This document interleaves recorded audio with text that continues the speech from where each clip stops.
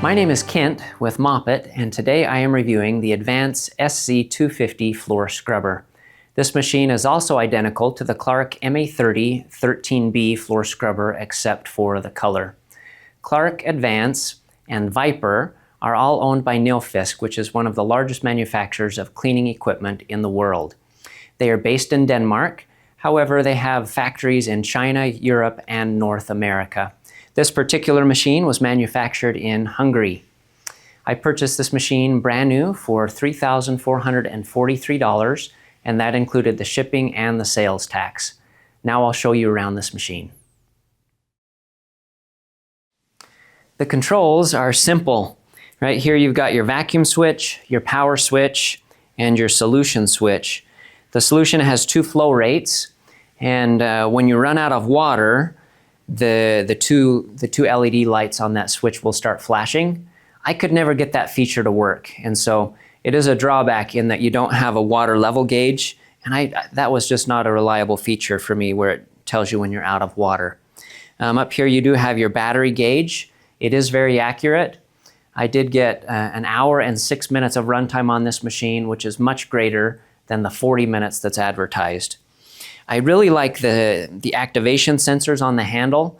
Most scrubbers, you have to continually pull something or keep a switch pushed down.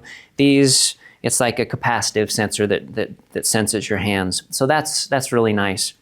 Over here, you've got a lever, and it lifts your front squeegee.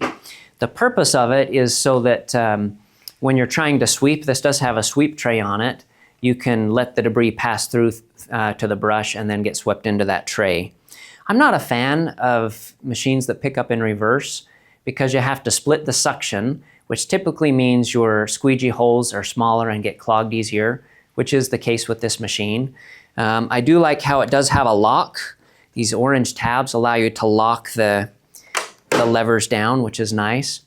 Over here is the lever to adjust the handle, and it also has a lock as well in case you just want to leave it loose as you're going under tables and such.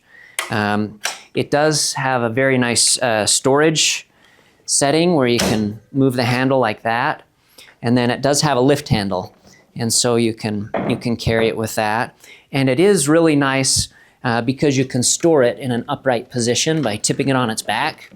Of course, you'd want to make sure that your tanks are empty before you do that, but very, very easy to store. All right. Now I'll show you the water system. All right, here is the lid to your recovery tank. They use a lot of magnets on this machine, and they're strong. So it is nice because it self-centers. But if you hold it here and you set it down, it will pinch your fingers. This is an ABS plastic injection molded part. I'm not a fan of that type of plastic. It tends to crack easy when it's dropped. They do have really good vacuum protection here. So you can see this plastic wall. That's to keep any of the water coming up from the squeegee from making it over to the vacuum intake here. It does have a float shutoff that's typical on these machines. It is effective. The one thing that concerns me, well, one of the things that concerns me on this machine is they claim the recovery tank is 1.6 gallons and the fresh water tank is 1.6 gallons. But I could not get a full 1.6 gallons into the recovery tank without the vacuum tripping. And so it always shocks me how many machines don't have enough capacity in the recovery tank for the fresh water tank capacity. And this is another one of those. You will, if you use a high foaming soap, you will get the foam through the motor, so be aware of that. But overall, as far as the lid and the vacuum protection, it's pretty darn good. You're just not going to have room to pick up spills, and you won't be able to use your full freshwater tank. The freshwater tank is right here, and you just pop that off. It is not tethered, but this is where you put your soap and your fresh water. It does have a nice carry handle. And this tank is roto-molded. It's nice heavy-duty quality, where the rest of the machine is the cheaper injection molded plastic that's quite brittle. Now let's go ahead and show you more of the mechanicals down here on the bottom of it. All right, let's take a look at these mechanicals. So this port right here is where your tank is pressurized. your vacuum motor sits right under this hole, and it does have a little debris filter you'll need to clean occasionally. Right here is where the fresh water comes from your fresh water tank down to the pump.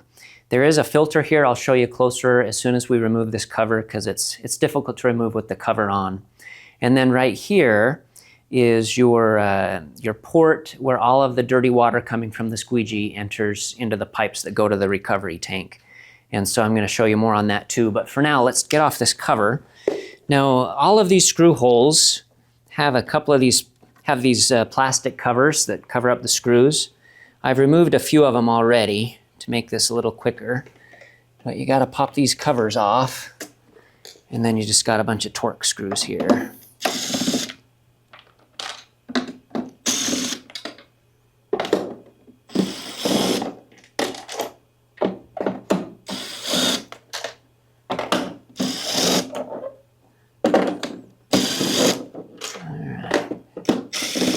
Okay, then this cover will just pop right off like that. Again, we're dealing with this cheap ABS plastic that cracks easily. But here are the mechanicals, more of the mechanicals. This is where the fresh water filter screen is that I told you about. So you just have to pry this rubber part off, and then it's like a big grommet, and then you can pull out the fresh water filter. It does have quite a bit of surface area, which is nice. And then you've got a pump right here. I'm not a fan of pumps. They're not as durable as just a gravity flow system with a solenoid. This pump to replace costs over $300. And then it forces the water, pumps the water into a drip tray system, which again goes right over your brush, and those holes clog easily. It's a little more resilient where it's a pump instead of a gravity flow as far as the holes clogging. But Advance and Clarke, they advise you to clean out the drip tray area in the brush cavity after every use because they get clogged. The issue there is very few customers will actually do it, and so the machine becomes not very well, it's just not as reliable because it requires more maintenance. Now this, again, is the part that goes down to your squeegee bars. This machine is unique in that there's no traditional hoses on this machine. And the way they do that is this rubber thing mounts right to your squeegee bars. I wanted to show you a picture of what that part looks like. It's this one circled right here. The depth in here is maybe a half an inch, most likely a little smaller. And the issue is when you get a clog, there's no direct path to clear it because you've got two exits and you've got this one. You could try and back flush it through the squeegees, but it's going to clog quickly. I'll show you why again in a minute, and it's difficult to clean. And so that's a big drawback with this machine. Here you've got your cable for the front squeegee lift, and right here you have an adjustment, a knob that allows you to adjust your brush pressure, which is nice. And back here you have a parking thing that I'll show you in a second. But those are the basic mechanics of this machine. Again, everything here on your brush hood is plastic, and that's the highest impact point by far on a floor scrubber. Having that be plastic gives me concerns about the reliability and the durability of this part of the machine. Now let me show you the underside of the machine. All right, to remove this brush, it's really simple. You just twist this orange tab, and then the whole thing pops right out. You've got your bearing in this part, and it is a plastic drive over here. And under here, you'll see the drip tray holes I was talking about earlier. These are a little unique in that they use these gaskets that narrow the hole down even more. And then up here, you've got a higher channel that goes above this that helps to distribute the water. You've got these on each side. And again, they advise that you pull these out after each use, or at least each day, and clean out these holes because they will clog quickly. See if I can get this in the right way. There we go.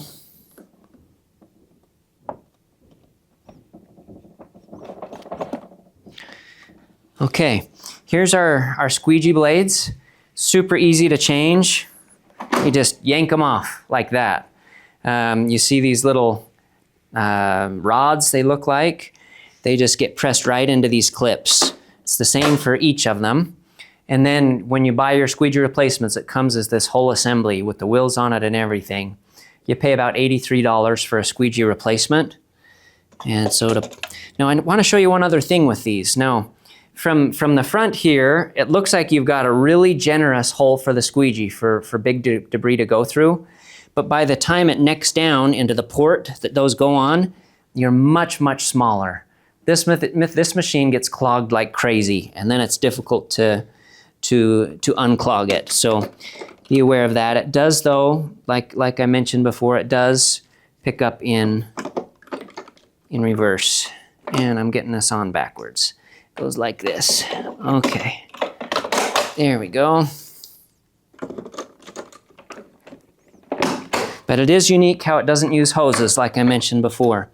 Now, right in this space, let me put this back on so I can show you that there's a gap here. Slide that on and twist it, super easy. There's a gap here, and that's meant for a sweep tray.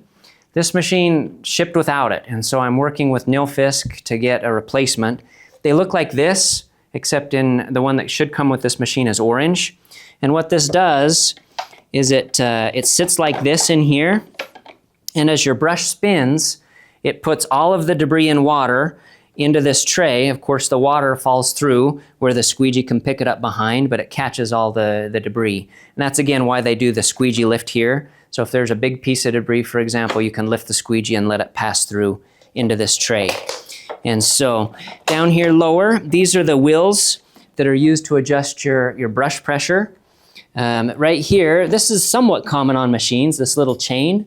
That's a grounding chain because your brush is creating a lot of static electricity. This grounds it so you don't get shocked as you use the machine. Right here is your brush motor. Really easy to service. I'm going to open this side up here in a second so you can see the belt drive, but easy to get to. And right here is your vacuum motor. Also really easy to service. You got 4 screws right here, then this whole plastic box pops off, and there's another 4 to open the top of that box, and you can pull the vacuum out. And so they did a really good job of making those components easy to service. All right, let me go ahead and show you the drive over here. Just got 4 screws here to remove.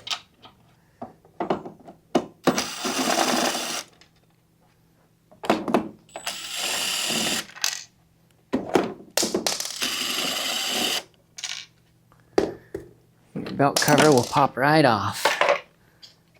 All right, get that screw.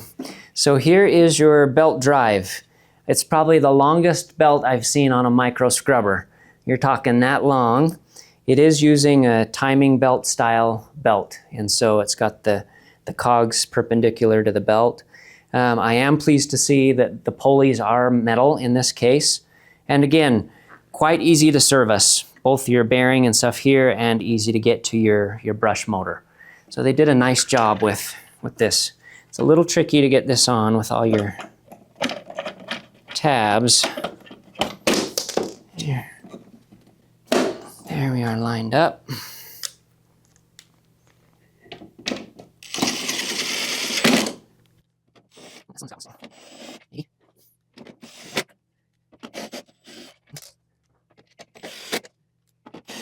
There we go. All right, now let's look at the battery cavity back here.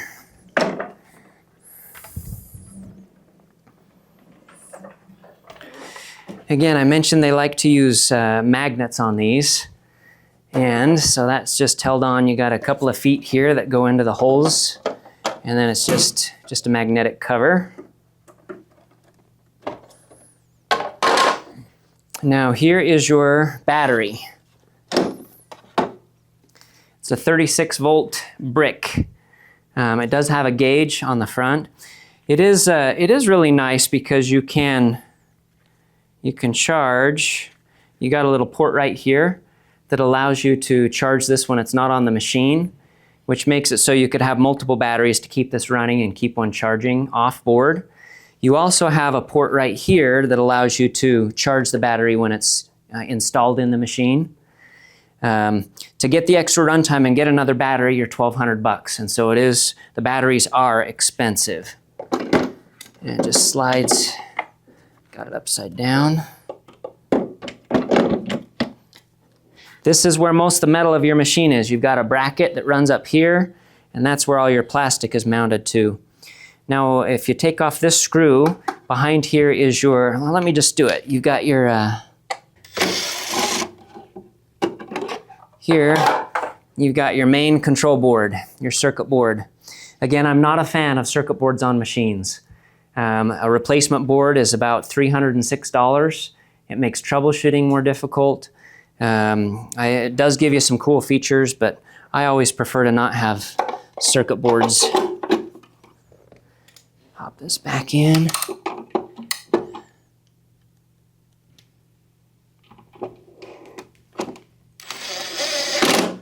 Every circuit board gives you a lot more failure points. Over here, you do have a little bin. You can put spare parts or supplies in there, which is a nice touch.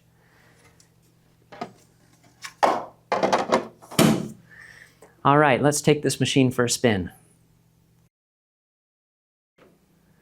All right, now this pedal is how you get it ready to use. It drops your brush onto the floor, and then it's also what you use when you're done with it to park it, so it keeps the brush off the floor from getting a flat spot.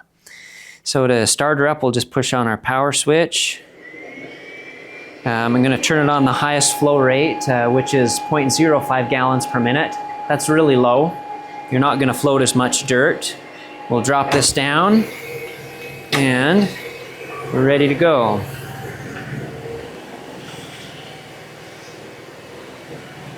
It really does a nice job with squeegee recovery.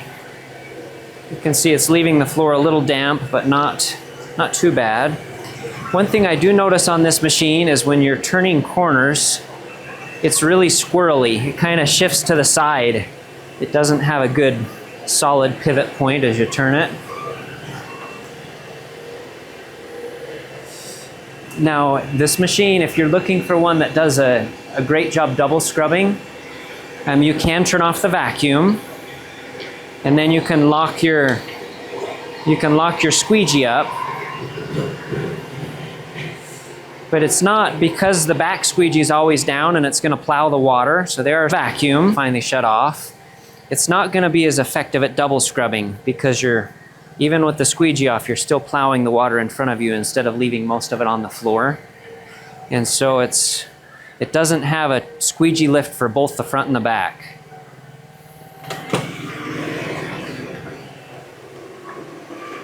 Get this picked up.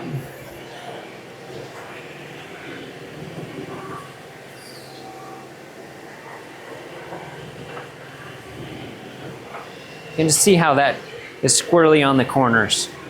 Overall, pretty good on squeegee recovery.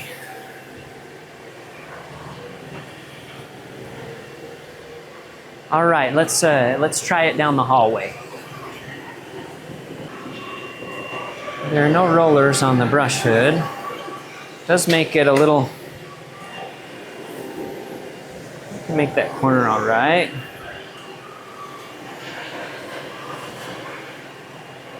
Now let's go see how it does in a corner. Let's lift the handle up a bit, give us a chance. A little dicey in the corner.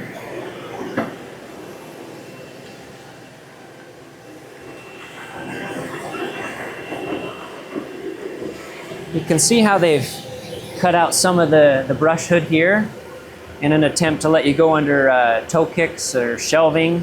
You got about 5 inches of height. So that's definitely too tall for residential height toe kicks. But some commercial you could probably get under.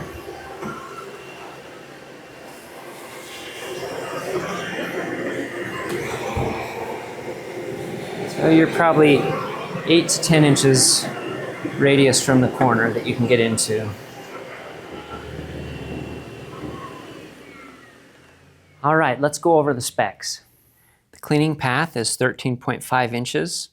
Freshwater tank capacity is 1.6 gallons. Recovery tank capacity is advertised at 1.6, but it holds slightly less. Gallon per minute flow rate is 0.05 gallons per minute. That's the max flow rate, and it gives you 31 minutes of water time. The brush speed is 1,000 RPMs. Cleaning per hour, I found a range of 7,320 to 14,369 as advertised. It's going to be closer to the 7,320. The dry weight with the battery is 55 pounds, very light. The vacuum motor is a single stage 36 volt unit. Advertised runtime is 40 minutes. Actual runtime is 1 hour and 6 minutes. This machine uses an off-board battery charger, and it is a 36 volt lithium battery system. Cost of ownership, MSRP isn't listed, but from what I saw in listings, it's likely around $3,500. Squeegee replacement cost for the set is $83. Brush replacement, $57. Battery replacement, $1,200. Battery charger, $150. Pros, very good price point. The sweep tray is a nice feature. Most parts are easy to service. Cons, the machine is made primarily of injection molded plastic that is prone to cracking. The recovery tank isn't big enough to hold the freshwater tank's volume. The water delivery system and squeegee system clog easily and are difficult to clean. The battery replacement cost is very high. This marks the end of my review of the Advance SC250 and the Clarke MA 13B floor scrubbers. These machines provide good cleaning performance, good squeegee performance, and good reliability. I would rate the long-term reliability on these machines as average. They do provide good value as the price point is quite low on these machines. Please place below in the comments other scrubbers that you would like me to review, and you can watch other reviews like this one on our website, scrubberreviews.com.